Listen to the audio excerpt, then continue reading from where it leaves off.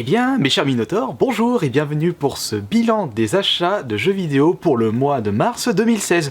Et pour ce mois-ci, il n'y a pas grand-chose encore une fois. Il est vrai que, en plus, certaines personnes me le rappelaient dans les commentaires de mon bilan de ma chaîne YouTube. Oh, je suis déçu, il n'y a plus l'époque des achats hebdo. Le souci, c'est que j'aimerais bien continuer cette série, mais à l'heure actuelle, c'est impossible. Regardez. Pour 4 semaines, pour ce mois-ci, il y a seulement 8 jeux achetés. Fini l'époque où je trouvais des bonnes affaires à tir à l'arigot, que ce soit dans les caches, en masse dans les vides-greniers sur internet. Maintenant, de plus en plus de personnes sont au courant des prix pratiqués sur internet, que ce soit magasin ou particulier, et en plus, de moins en moins de personnes vendent dans les vides-greniers. Et en plus, il faut ajouter à cela qu'il y a de plus en plus de concurrence.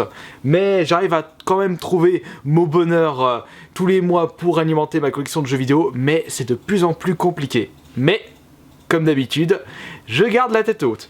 Avant de vous montrer les achats de ce mois-ci, je voulais vous faire une petite aparté concernant mon network Wisdeo. Il y a certaines personnes qui me demandaient comment cela marche pour monétiser ces vidéos sur YouTube. Eh bien, n'hésitez pas à m'envoyer un MP sur YouTube et je vous expliquerai comment on procède. Concernant les achats de ce mois-ci, il y a de la PS3, de la PS4, de la PS Vita et un petit jeu Xbox 360. C'est vrai que d'habitude je n'achète plus de la 3.6, mais il s'agit en fait d'un collector. C'est pour cela que je me suis permis de faire ce petit achat, un collector qui n'est jamais sorti sur PS3. Voilà pourquoi je l'ai acheté sur 3.6. J'avais pas trop le choix, on va dire. Alors, on va commencer par les deux jeux PS3. Le premier est en fait un pack. Les deux jeux, je les possède en version normale, mais ce pack m'a intrigué et en plus, il était pas cher dans le magasin en question. Il le vendait seulement pour 5,90. 9 en plus. C'est en fait le Shooter Collection de 2K, le pack Bioshock ainsi que Borderlands. 2 FPS d'excellente qualité. Sachant qu'en plus, il va sortir le Bioshock Collection, donc le 1, le 2, plus le Infinite avec toutes les DLC, je pense, pour la PS4 et Xbox One. Je ne pense pas qu'il y ait encore eu de confirmation concernant ceci, mais on peut être confiant et ça me permettrait de refaire le Bioshock 1 et 2, qui sont tout de même des super bons en termes d'FPS pour la génération PS3 3.6. Je pense qu'il n'y aura pas de grosses améliorations, mais pour des personnes qui n'ont jamais fait ces FPS, les Bioshock, cela sera une bonne occasion pour vous de les faire sur PS4 ou Xbox One. Et concernant Borderlands, on garde la bonne recette, c'est-à-dire un FPS avec des graphismes, comment on pourrait dire ça, un peu cel shading, comics, si on peut appeler cela comme ça. Mais l'avantage, c'est que c'est un joli open world, contrairement à Bioshock, et il y a énormément d'objets à récupérer. Vous avez des milliers, voire des centaines de milliers d'armes différentes aux capacités différentes. C'est pour cela que les armes sont différentes, logiquement. Je me suis permis de m'acheter ce pack tout simplement parce qu'il était seulement à 5,90. Le deuxième jeu PS3 acheté ce mois-ci est en fait un jeu en rapport avec l'Heroic Fantastic.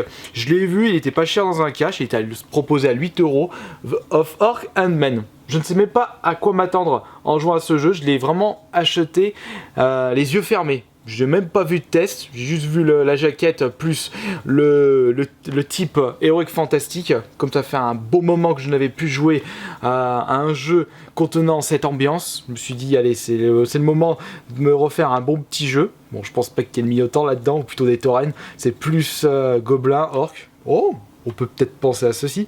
Dans le même genre, je joue plus à Heroes of Might and Magic 3 sur l'iPad, comme toujours. Mais un petit jeu PS3 Heroic Fantastic, c'est pas plus mal. Voilà. Après, vous pourrez me dire dans les commentaires ce que vous pensez des jeux que j'ai achetés, si ça valait le coup, est-ce qu'ils sont bien, est-ce que j'ai encore une fois fait un achat inutile. N'hésitez pas à me le dire dans les commentaires. Et d'ailleurs, si vous avez bien aimé cette vidéo, je vous rappelle une nouvelle fois, mettez le petit like qui fait plaisir, si vous avez bien aimé cette vidéo. On continue avec deux jeux PS4 achetés neufs. Il y en a un, je l'ai acheté à Carouf et l'autre, je l'ai acheté à Micromania, 15 et 25€. Celui à Micromania, c'est Westland 2 Director's Cut. Juste là. Là aussi, encore un achat les yeux fermés. De toute façon, de mon côté, je fais beaucoup d'achats les yeux fermés. Du moment que ça soit une bonne affaire, j'hésite pas à mettre un petit peu le prix. Enfin, un petit peu le prix. Oui, c'est vrai que moi, dès que j'achète un jeu à plus de 20 €, je mets le prix. Enfin, ça, c'est selon mon état d'esprit. Mais ensuite, bah, ça, du coup, je peux pas vous en dire plus parce que je ne sais pas du tout ce que c'est que comme jeu. À quoi je dois m'attendre en jouant à ce jeu. Quel est le genre? Est-il bien? Marque le parrain des RPG post-apocalyptiques. Ça peut être du Fallout, mais à l'ancienne, en regardant les images du jeu. Ça peut être pas mal. Ensuite, bah, le deuxième jeu acheté sur PS4 est en fait, bien entendu, Dying Light. Il y a une grosse promo à Carrefour pour tous les jeux édités par Warner Bros. Et il y a de bonnes promos en ce moment comme, comment il s'appelle, Mortal Kombat, mais à 25 € l'édition standard. Ça m'a pas trop tenté. Et puis comme il n'y a pas Cabal, bah moi je mettrais pas plus de 20 € pour un Mortal Kombat 9. Après, si je le trouve à 15 €, pourquoi pas en occasion, mais c'est pas encore le cas. Avec une petite chance dans les vides-greniers peut-être. Et Dying Light, jeu fait développé par Techland, je veux dire, ce sont les développeurs qui ont fait, bien entendu, les Dead Island. Donc en attendant de trouver, ou plutôt de la sortie du Dead Island 2, je me ferai Dying Light. J'ai bien dit je ferai parce que j'attends que Johan se grouille le cul pour aller acheter son Dying Light pour qu'on puisse le jouer en duo sur le mode histoire. Après, est-ce qu'il est bien ou est-ce qu'il est moins bien que Dead Island ou Dead Island Riptide? Bah, sachant que Dead Island et Dead Island Riptide, c'est exactement la même chose. C'est juste une histoire différente avec quelques petits bonus en plus. Continuons ces achats avec de la PS Vita. Je m'approche petit à petit de la full set, mais j'en suis encore loin. Surtout qu'il faut savoir qu'il est de plus en plus compliqué de trouver de la PS Vita à l'heure actuelle. Pourquoi? Bah déjà quand je vais dans des caches, il y en a un ou deux qui se courent après. Et quand je vais dans les Micromania, bah il y a personne qui ramène leur jeu. Donc forcément, bah, comme pour les caches, forcément bah on trouve de moins en moins de jeux, bah les gens ils achètent pas donc ils vont pas les revendre. Je dis toujours la même chose à chaque fois par rapport à la Vita. Je radote, je deviens vieux, je me fais des cheveux blancs. Et en termes de bonnes affaires, bah étant donné que les magasins n'ont pas de problème de surstock par rapport à cette console, je ne vois pas trop l'intérêt pour eux de faire des promotions via cette console. Dommage. Enfin, je dis dommage pour moi, peut-être dommage pour vous si vous décidez de chercher des bonnes affaires sur cette console. Alors, pour les 3 jeux achetés, bah, j'ai acheté un Moto GP13 à affaire pour 10 €. Je dois posséder le 14 ou le 15. Non, c'est le 14. Je sais même pas si le 15 est sorti. Je pense l'avoir vu le 15. Moi je confonds avec un autre, enfin bon. Alors ça c'est MotoGP 13, du coup j'ai le 13 et le 14 dans la collection. Ensuite il y a Ridge Racer, le combien? C'est ça, c'est... De toute façon il y en a qu'un seul qui est sorti sur la PS Vita, juste ici. Par contre très bon prix, 7,90 dans un... C'était, comment il s'appelait? Je crois que c'était Cash Express, si je me trompe pas, pour le nom de l'enseigne. Et pour le suivant, eh bien j'ai utilisé mes talents de négociateur pour pouvoir le baisser de 5 €. C'est en fait le Dragon Ball Z Battle of Z, qui est en fait que j'ai pu avoir pour 15 € au lieu de 20 €. Je vous dis à peu près comment j'ai procédé pour avoir cette petite réduction. J'ai demandé à la caissière pour savoir si je pouvais avoir un petit prix sur Dragon Ball Z, puisque je prenais 2 jeux Vita qui traînaient dans leur rayon. Il m'a dit ah bah non, vous savez monsieur, on a très peu de jeux Vita, ils en avaient que 5, donc je confirme de ce côté là. On a très peu de jeux Vita, on ne peut pas se permettre de faire baisser des prix parce qu'après on n'en aura plus. Et moi je lui disais tout simplement oui, mais vos jeux, si on regarde bien les étiquettes, vous les avez depuis avril de l'année dernière. Et elle m'a dit ah oui c'est vrai.